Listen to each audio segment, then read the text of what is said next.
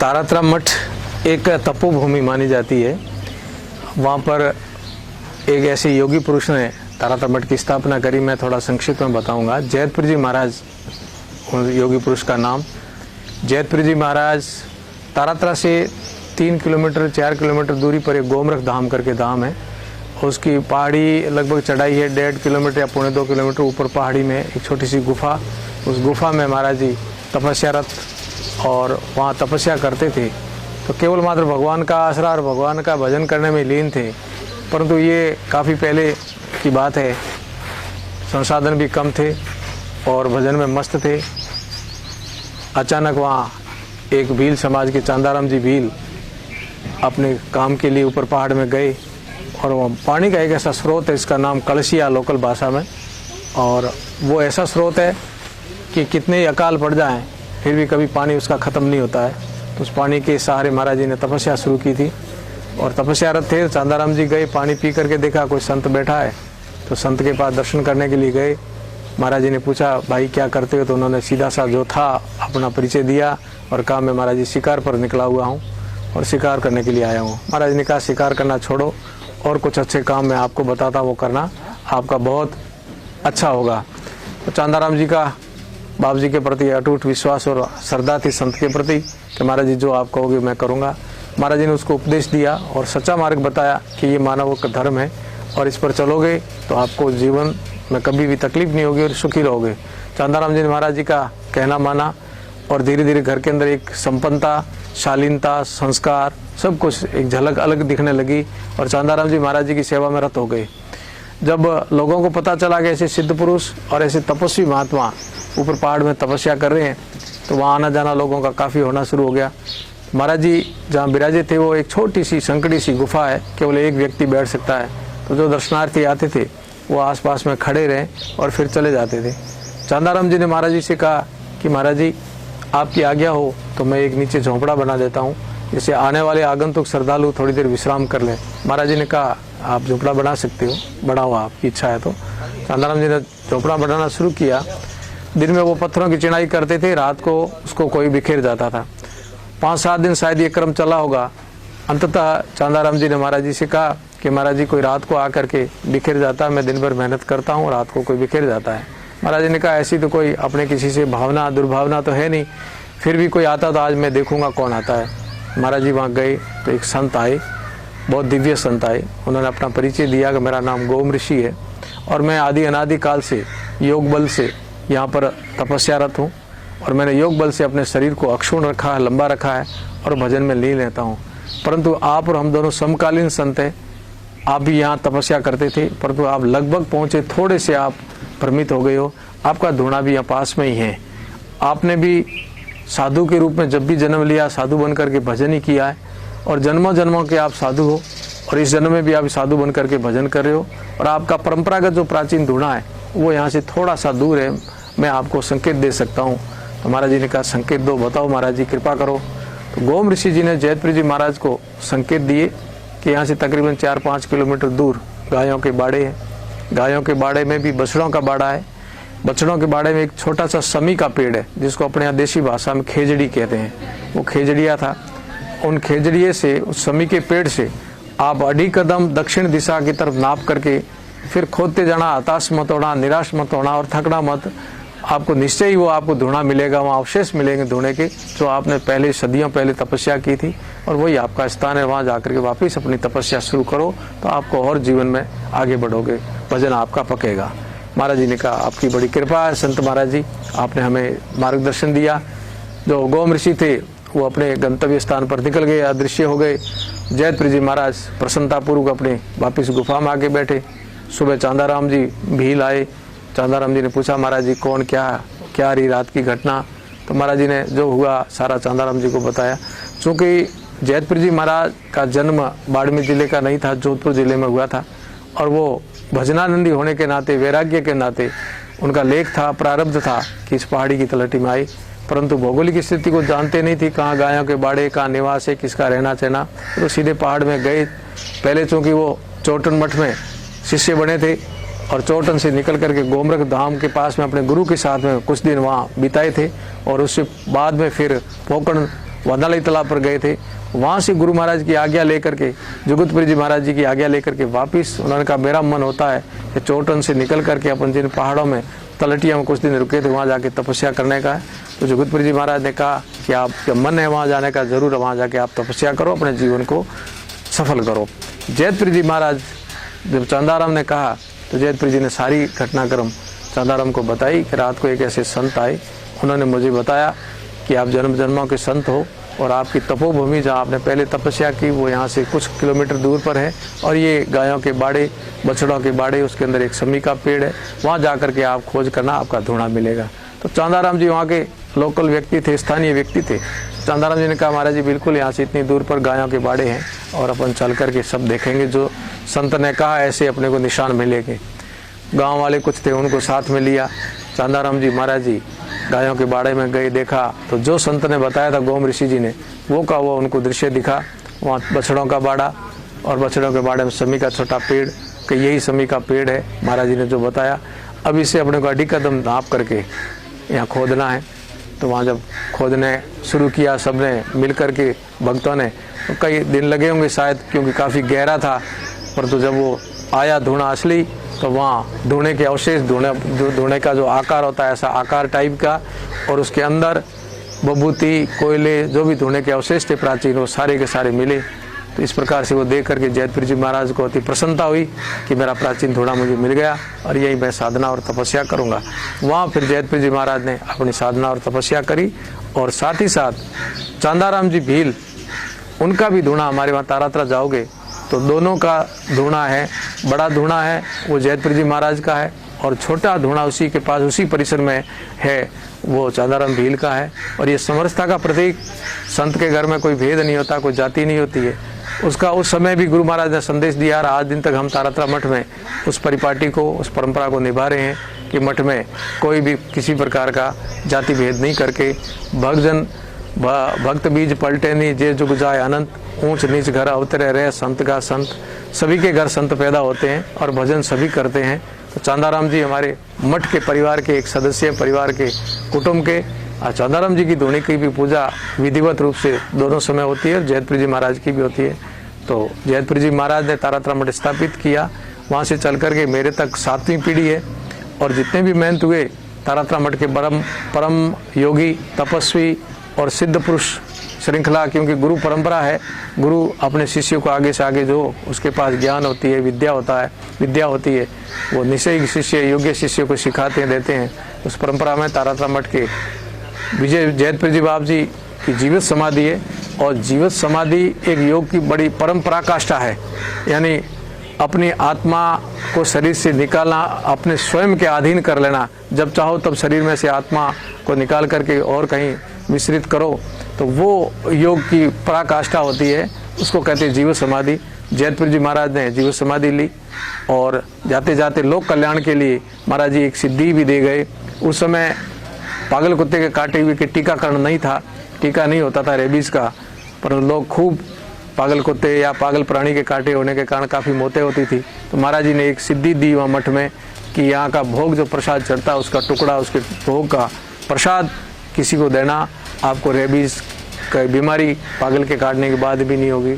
अब भी वो परंपरा चालू है लोक कल्याण के लिए। तारातरा मठ में प्रसिद्ध है कि पागल कुत्ते या और किसी जंगली जानवर के काटने के बाद में तारातरा मठ में आते हैं और भोग का प्रसाद लेकर के आस्था और विश्वास के साथ में वो स्वस्थ होते हैं। जैतपुरी जी महाराज जीवित समाधि के बाद में दूसरे नंबर के हमारे महंत जी हुए श्यामपुरी जी बाप जी। श्यामपुरी बाप जी ऐसे बीकानेर के राज परिवार से उनका पारिवारिक पृष्ठभूमि थी, परंतु वैराग्य और प्रारब्ध था उनका यहाँ आकर के भजन करने का। जैतपुरी जी महाराज की सेवा शुश्रूषा की, और फिर द्वितीय नंबर के मठ में महंत बन करके मठ की सेवा, भक्ति, भजन किया और लोगों का कल्याण किया। उनके जीवन में भी एक बहुत अलौकिक घटना घटी। हमारे पड़ोस में एक आकोड़ा गांव है तारातरा में, और राजपूत परिवार में एक युवा बीमार हो गया, और काफ़ी प्रयास करने के पास भी उस बाद भी बीमारी का कोई इलाज नहीं लगा। सब जगह पूछ लिया, परख लिया, अंततः थक गए कि अब क्या किया जाए। तो किसी ने कहा कि महाराज जी को ले आओ और महाराज जी से कुछ प्रार्थना करते हैं। तो श्यामपुरी जी बाप जी को लेके गए। शाम के समय दिनस्थ होने का समय था। घंटा भर महाराज जी वहाँ बैठे होंगे उनके घर में, और जिस व्यक्ति को ठीक करने गए थे वो युवा देखते देखते 1 घंटे भर बाद उनका देहांत हो गया। चारों तरफ कोलाहल मच गया, सब माताएं बहनें रोने लग गई, लोग मायूस हो गए कि महाराज जी आने के बाद में ये घटना घट गई तो अब क्या कर सकते। महाराज जी थोड़ी देर अपने ध्यान में बैठे, एकदम शांत मुद्रा में बैठ कर कहा कोई बात नहीं, आप तो धूप चढ़ाओ, कलश करते हैं, गुरु महाराज को प्रार्थना करते हैं कि जीवित हो। ऐसा करके उन्होंने धूप मंगाया, धूप चढ़ाया और लोगों से कहा कि भगवान को प्रार्थना करूँगा। भगवान सुनते हैं भगत की।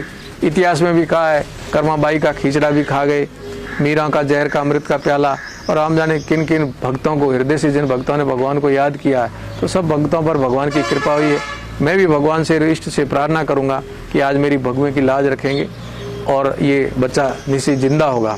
ऐसा करके धूप करके बाप जी ने कहा ये कलश इसके ऊपर छांटो, मैं भगवान से प्रार्थना करता हूँ मेरी उम्र इसको लग जाए और ये जिंदा होगा निश्चय ही। परंतु एक काम आप करना कि जब इसकी शादी करो और इसकी संतान हो तो पहली संतान वापस आप मठ में दे देना, संत बना देना।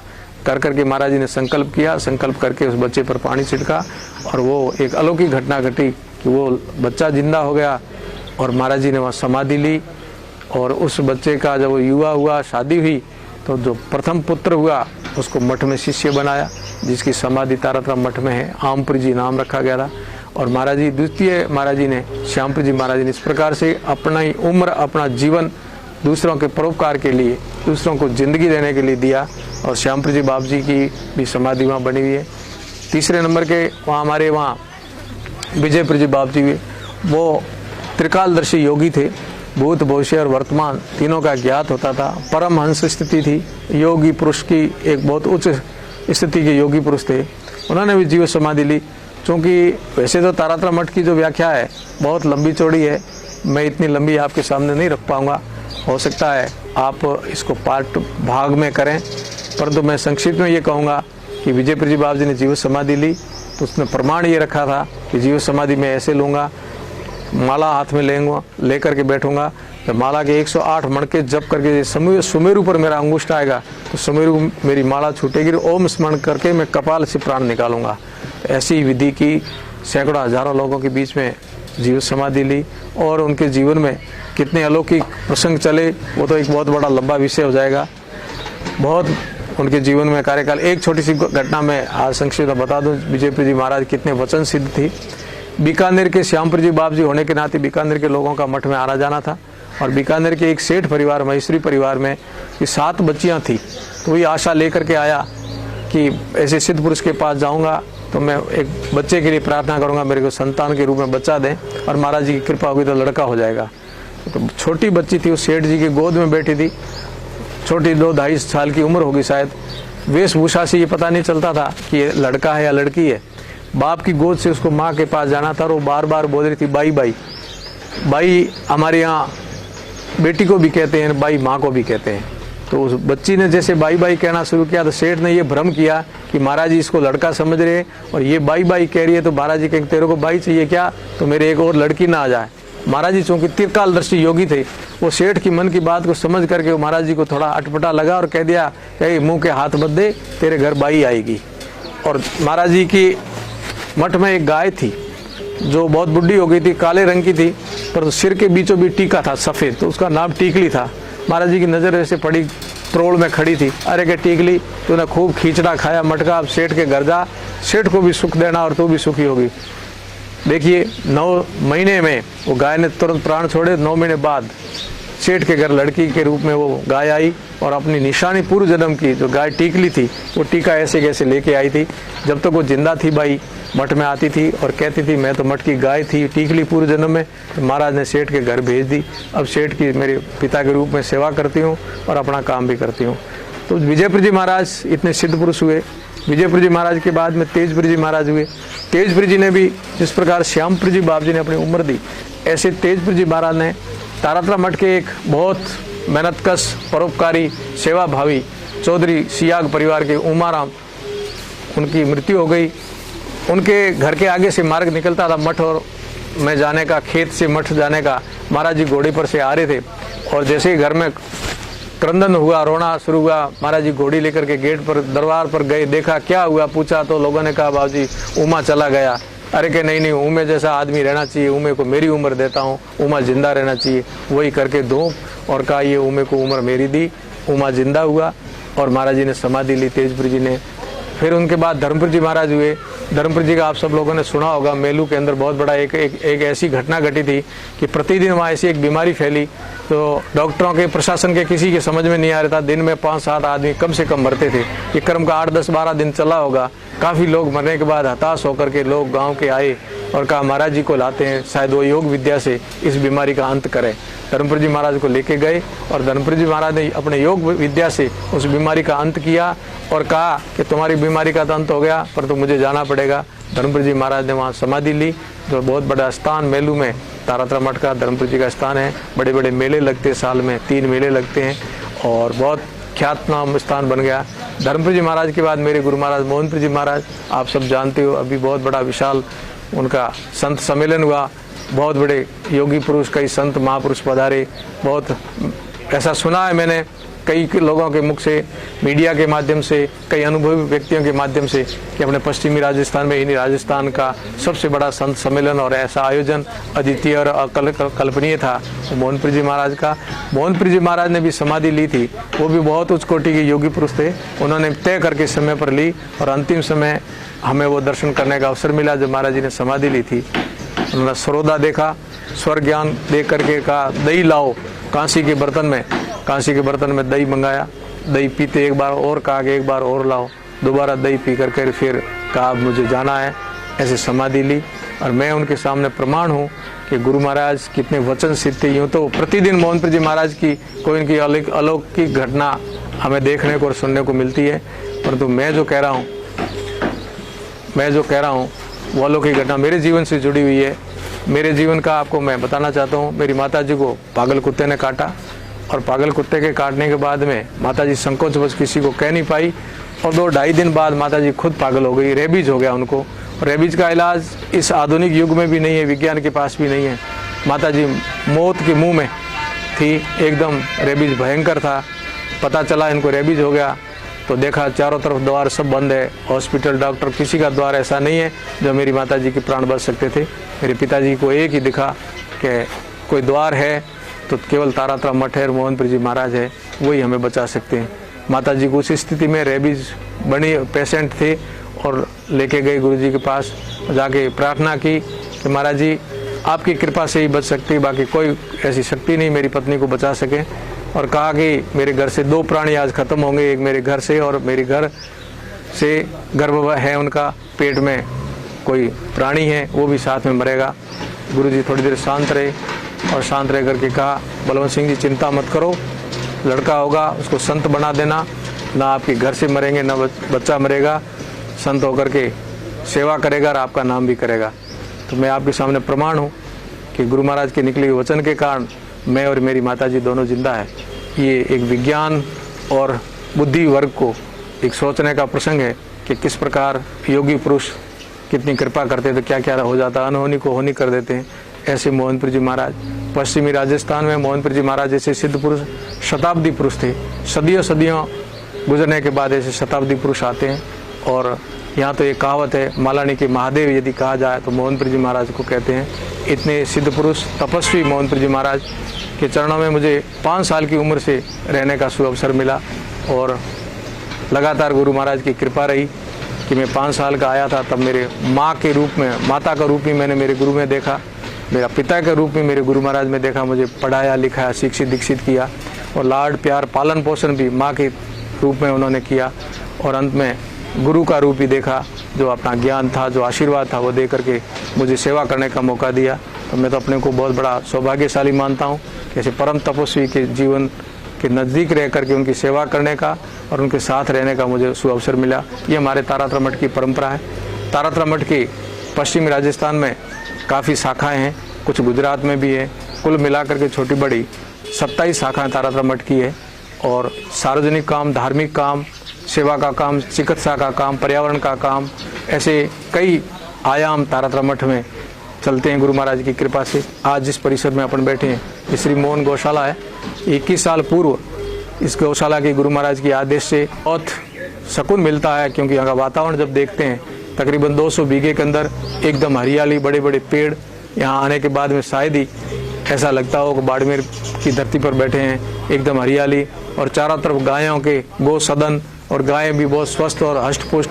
विशेष करके यहाँ थारपारकर नस्ल की जब गायों को लोग देखते हैं तो उनका हृदय गदगद होता है कि इतनी सुंदर और इतनी स्वस्थ, और ये थारपारकर नस्ल की गौवंश जो एकदम अंतिम कगार पर है, उसको मोहनपुर जी महाराज की कृपा से श्री मोहन गौशाला के ट्रस्टियों ने, मोहन गौशाला ने संरक्षित किया, समर्थित किया है। सब लोग प्रशंसित होते हैं और मुझे कहते हुए कोई हर्ष होता है कि हमारे सरकार के 2 फार्म हाउस है, चांदन और सूरतगढ़ वाले फार्म हाउस वाले भी यहाँ आकर के हमारे यहाँ गौशाला से थारपार गायों को मांग करके ले गए। उन्होंने विनय किया कि किसी भी हालत में आप हमें गाय दो, क्योंकि आपने बहुत अच्छी नस्ल तैयार की। मुझे खुशी हो रही है कि यहाँ संवर्धन का कार्य जो हमारे देश की सबसे उच्च कोटि की देसी नस्ल थारपारकर, उसका अच्छा काम हो रहा है। दूसरा, इस गौशाला परिसर के अंदर सेवा कार्य भी है। एक संवर्धन विभाग है, एक सेवा विभाग है। सेवा विभाग में भी बहुत अच्छा काम हो रहा है। यहाँ लूली, लंगड़ी और विशेष करके अंधे गोवंश का खूब सेवा होती है। तकरीबन 100 के आसपास अंधा गोवंश यहाँ है जिनकी सेवा होती है। 1000 और 1500 के बीच में छोटा बड़ा गोवंश इस समय है, और काफ़ी गो भगत यहाँ आकर के सेवा करते हैं। कि मोहनपुर जी महाराज की प्रेरणा से एक तारातरा मठ का आयाम जो गो सेवा में तत्पर है। दूसरा, शिक्षा के क्षेत्र में प्रताप जी की प्रोड़ के अंदर हमारे मठ परिसर में ही, क्योंकि मठों में शिक्षा होना बहुत ज़रूरी है और करना भी ज़रूरी है।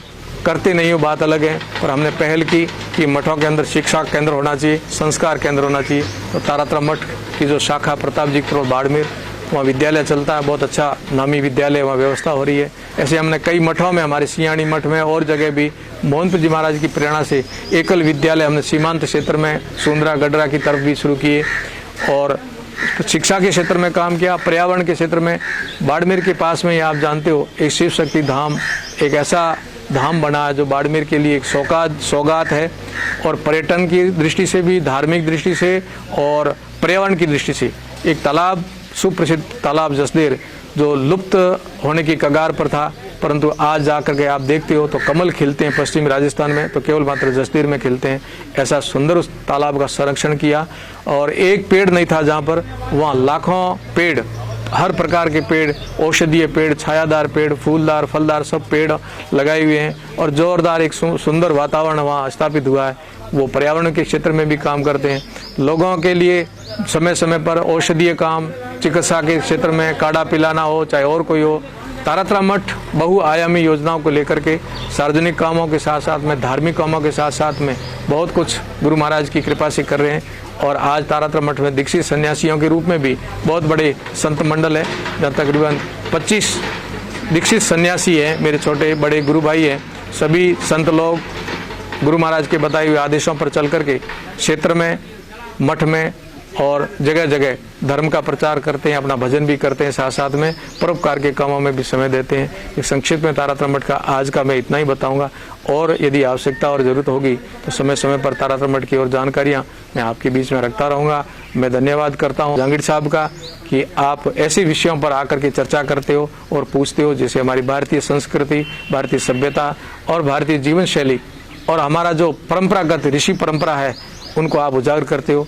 और आज इसी की आवश्यकता है कि मानव को मानव कैसे बनाया जाए। मानव को दानव बनाने के लिए सभी लगे हुए हैं, मानव को राक्षस बनाने के लिए सभी लगे हुए हैं, परंतु बहुत कुछ कम लोग हैं जो मानव को मानव बनाने में लगे हुए हैं। आइए हम सब लोग मिलकर के मानव को मानव बनाएं और मानव को मानव का रास्ता बताएं। सर्वे भवन्तु सुखिना, सर्वे सन्तु निरामया, सर्वे भद्राणि पश्यन्तु, माँ कश्चित् दुख भाव भवेत्। इस भावना के साथ में अभी चतुर्मास चल रहा है, और चतुर्मास में भी इस गौशाला परिसर के अंदर आप आकर के कभी देखना कितना सुंदर वातावरण बनाया हुआ है, सौम्य वातावरण। यहाँ का जो निवास हमने बनाया वो भी हम प्राचीन परंपरा के अनुसार, पीछे जो कुटियाएँ बनी हुई है बिल्कुल गोमय से लिपि पुती हुई है, गोबर से। और यहाँ जहाँ अपन कहते हैं ऑक्सीजन और एंटीबायोटिक शक्ति जो गोबर में है वो किसी में नहीं है, उसका हम प्रयोग कर रहे हैं। यहाँ ऐसे असाध्य रोगियों को भी बिल्कुल ठीक करने के कगार पर ले आई, बहुत लाभ हुआ है, उसको भी आप यहाँ अपनी आँखों से देखना। अभी यहाँ एक ऐसा दमा पीड़ित मरीज था जो चिकित्सा क्षेत्र के लोगों ने मना कर दिया कि इसका हमारे पास कोई इलाज नहीं है, घर जाकर के सेवा करो। चंद दिनों में उसको हमारे यहाँ जो गो भगत श्री खेमाराम जी आर्य उन्होंने उसको बिल्कुल स्वस्थ कर दिया। ऐसे ही शुगर का पेशेंट अभी यहाँ बैठा इसी परिसर में है, जिसकी इतनी शुगर बढ़ गई थी, पैरों में सूजन आ गया था, लीवर पर हाथ नहीं रख सकते थे, परंतु 5, 7, 10 दिन के अंदर अंदर उसको 80% लाभ मिल गया। ऐसे कैंसर है, शुगर है, दमा है, इनके तो हमारे सामने प्रमाण पड़े हैं कि गौ माता की कृपा से पंचगव्य के द्वारा एक ऐसी अमोघ औषध के द्वारा यहाँ लाभ मिल रहा है। इस गौशाला परिसर के अंदर भी ऐसे कई प्रकल्प चल रहे हैं। चतुर्मास के दौरान हमने यहाँ विश्व शांति के लिए यज्ञ, दैनिक यज्ञ नहीं, अखंड यज्ञ प्रारंभ किया है। यहाँ जितने भी श्रद्धालु समय समय पर आते रहते हैं, उन सब से हम प्रार्थना करते हैं कि आप यज्ञ में आहुति दो, क्योंकि यज्ञों का ही श्रेष्ठ कर्म, यज्ञ से बढ़कर कोई श्रेष्ठ कर्म नहीं है। और इसी यज्ञ में जो हम आहुति देते हैं वो ऐसी औषधियों की है, ऐसी वनस्पतियों की है जो बहुत कुछ हमें पर्यावरण शुद्धि देती है, ऑक्सीजन को शुद्ध करता है, चारों तरफ के वातावरण को शुद्ध करता है और रोग को मिटाता है। तो वो यज्ञ का भी यहाँ प्रकल्प चालू है, गौ सेवा का भी प्रकल्प चालू है। मैं इतना ही कहना चाहता हूँ, तारातरा मठ गुरु जैतपुर जी महाराज के बताए हुए मार्गदर्शन पर, डूंगरपुर जी महाराज के उपदेशों पर और हमारी संत परंपरा में हमारे आदि गुरु शंकराचार्य जी महाराज के बताए हुए निर्देशों के आधार पर हम धर्म का काम, स्वयं का कल्याण और परोपकार के माध्यम से जनता में धर्म के काम को कैसे प्रसारित करें और दूसरों में हम कितना सहयोग करें, दूसरों के साथ हम कितना खड़े रहे, मानवता का, धर्म का भी तारातरा मठ के अंदर हम लोग कुछ कर रहे हैं। हम सब मिलकर के आइए एक प्रयास करें, सम गच्छध्वम सम वदध्वम समो मनांसी जानता। हम सब लोग मिलकर के ऐसा विचार करें, ऐसे मार्ग पर चलें कि पुनः हम सब लोग इस पृथ्वी पर मानवता को अक्षुण्ण रखें और मानव बन करके जिए। मैं पुनः आप सबका आभार व्यक्त करता हूँ, धन्यवाद करता हूँ। बोलिए गौ माता की जय, मोहनपुर जी महाराज की जय, सदगुरुदेव की जय, भारत माता की जय। सबको प्रणाम, सबको शुभकामनाएं।